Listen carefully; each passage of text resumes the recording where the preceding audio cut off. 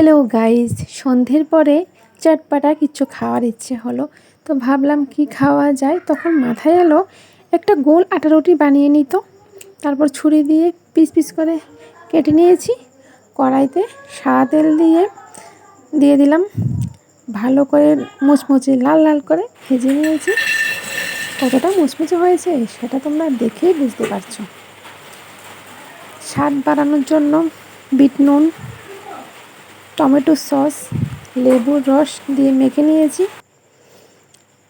শেষে পেঁয়াজ কুচি, শসা কুচি দিয়ে জমিয়ে খেলাম। সন্ধ্যের টিফিনের জন্য এটা কিন্তু বেস্ট অপশান।